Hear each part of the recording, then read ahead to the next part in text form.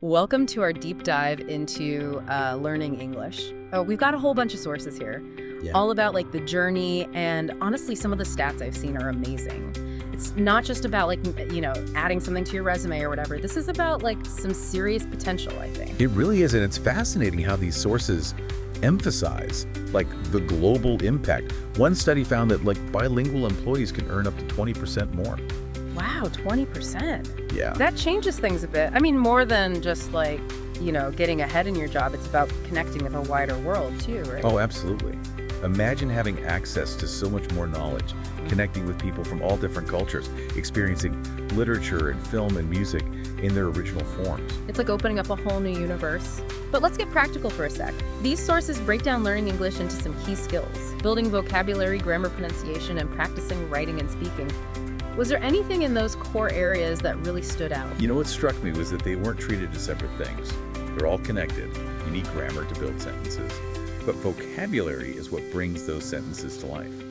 And pronunciation is how you get understood. So it's not just memorizing words or rules, it's like weaving them together, kind of like building a house. Exactly. And if you neglect one, it weakens the whole thing. So we've got this image of a house, this big goal of mastering English. But where do we even start? The sources talk about goal setting short-term and long-term. Is that really necessary? Can we just go for it and see what happens? Enthusiasm is great, but a roadmap, even a loose one, makes a difference. Think of it like this. Your long-term goal might be fluency, but for a specific reason, like to give a presentation at a conference. Okay, I can see that. So what would a short-term goal look like then? That could be mastering vocabulary for your topic, Oh, or focusing on pronunciation, so people understand your key points. so it's breaking down the big goal into smaller steps. Less intimidating, and you can celebrate the small wins. But honestly, staying motivated can be hard. There are always bumps in the road. Absolutely, and the sources know that. They give some good advice for keeping the momentum going. One thing that stood out was finding a community, like an online forum or a local group, even just a friend who's also learning. Having that support system to share struggles and wins, I can see how much that would help. Did any other suggestions resonate with you? One was incorporating English into your hobbies, like watching movies with subtitles, or listening to podcasts, even playing video games in English. I've heard of people switching their phones to English. Right. It forces you to think in English more. Exactly. Make English a natural part of your life.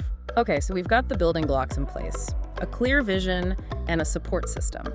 And we're making English part of our everyday life. But there's still the question of how to actually learn. And the number of resources can be overwhelming. It's true. The options are almost endless. And that's where it gets really interesting. It's like walking into this huge library, right? Endless shelves, but instead of books, it's apps and courses and all this stuff. It can be kind of scary knowing where to begin.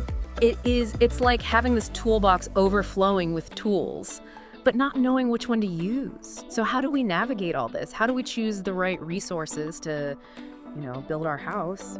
I think it's about understanding the different types, what you're good at and what they're not so good at. Like online courses, those are super popular for a reason. Platforms like Coursera, they offer structured learning, often created by universities or experts. I've tried a few of those, and I love the multimedia part. It's not just reading. You've got videos and exercises and even sometimes virtual reality. Yeah, it's really engaging. And that structure can be great, especially if you like a more formal way of learning. But online courses aren't the only option. We also have those language learning apps. They've gotten so big lately. Yeah, like Duolingo and Babbel. I've heard those names a lot. What's the deal with those? They make learning fun. It's like a game. They're great for quick practice sessions when you have a few minutes, but they might not be as in-depth as a full online course. So maybe they're good for vocab or grammar on the go, but not for like really mastering something complex. It's finding the right tool for the job. Exactly. And we can't forget about books. Some of the sources actually recommend some classics. For grammar, there's English Grammar in Use by Raymond Murphy. I've heard of that one. It's been around forever. What makes it so good? It's got clear explanations and lots of practice. It makes tough grammar rules easier to understand. And for vocab, there's Word Power Made Easy by Norman Lewis.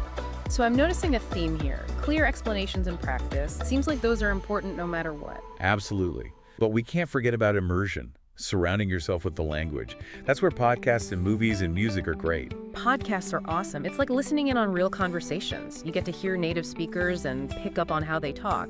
And there are even podcasts made just for English learners. Oh yeah, for sure. Things like ESL Pod or Voice of America, Learning English.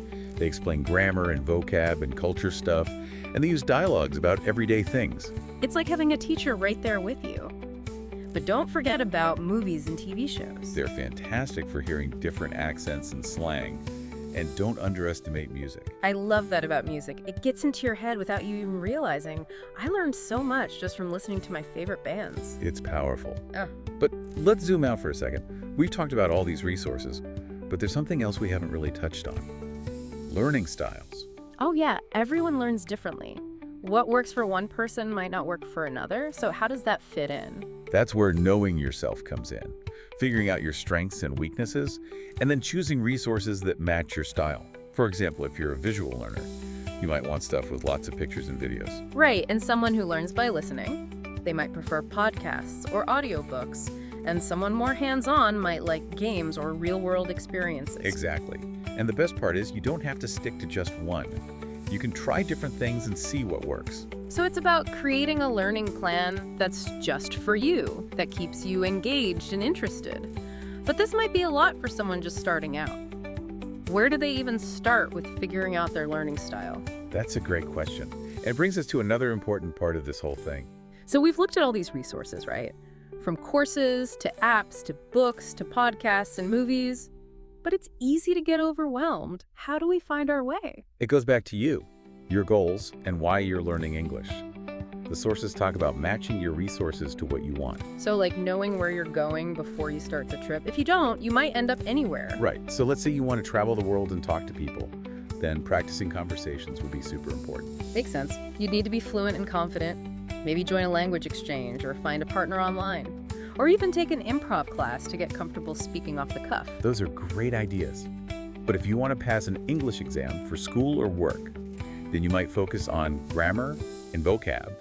Yeah, you'd probably want those grammar books we talked about. And maybe some vocab apps. And definitely practice tests to get used to the format. Exactly. And what if you love reading English literature?